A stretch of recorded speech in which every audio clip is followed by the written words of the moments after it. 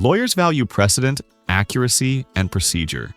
However, in cybersecurity, many firms handle it as if defending a parking ticket, only dealing with it when necessary. Attackers see poor security as a low-risk, high-reward opportunity. Most breaches are not sophisticated. They succeed by exploiting basic mistakes. So let's look at 4 issues you need to focus on. First, are you maintaining your cyber hygiene? Despite all the talk about zero trust and artificial intelligence, most breaches still begin with simple issues such as unpatched systems, weak identity controls, and unrestricted access. Firms must maintain a clear inventory of systems and data, segment networks to limit lateral movement, enforce firewall rules to restrict traffic, and implement monitoring to identify abnormal behavior early.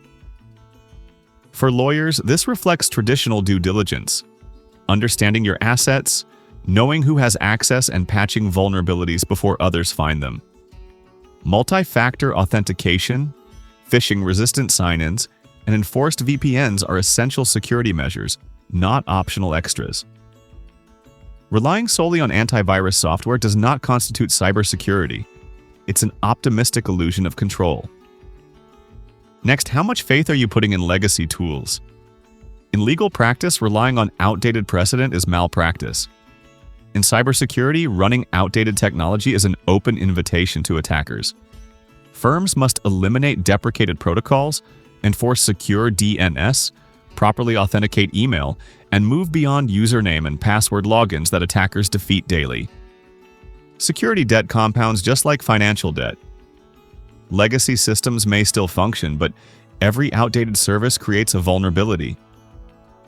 Keeping insecure technology because it still works is no different from allowing someone to practice law without a license. Eventually, the risk catches up. Third, it's time to stop chasing IP addresses and start identifying behavior.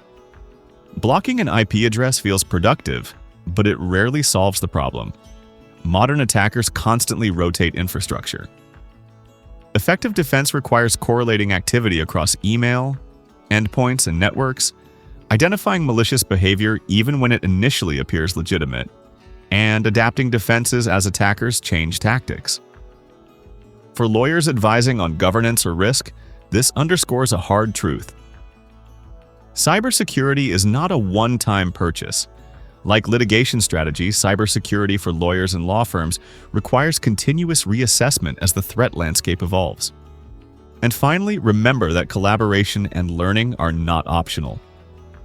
Cyber defense fails in silence. Organizations that hide incidents, near misses, or internal mistakes guarantee repetition. Firms should treat cybersecurity lessons the same way they handle legal losses. Begin by reviewing what happened, then share the findings, and then improve your processes. Applied to law firm culture, this means regular training, after-action reviews, and open discussion across teams. A firm that conceals a near breach is no different from one that hides an adverse ruling.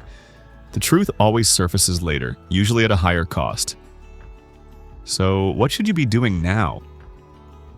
Even if you're not the CISO, remember that you bear responsibility for client confidentiality, data security, and fulfilling your ethical duty of competence. Cybersecurity should influence vendor agreements, internal controls, incident response plans, and client advisories. Challenge yourself with tough questions. Do we truly know our systems and access points? Are we accepting weak authentication for convenience? Do we catch threats early or only after harm is done? Are we adapting and learning faster than attackers? If these questions remain unanswered or unclear, then your cybersecurity approach isn't a strategy, but rather more of a gamble.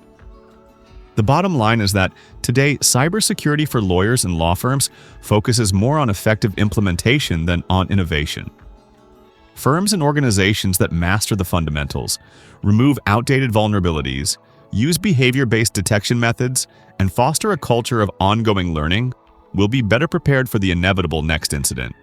Hackers act without waiting for permission, and courts rarely accept "we didn't know" as a valid defense.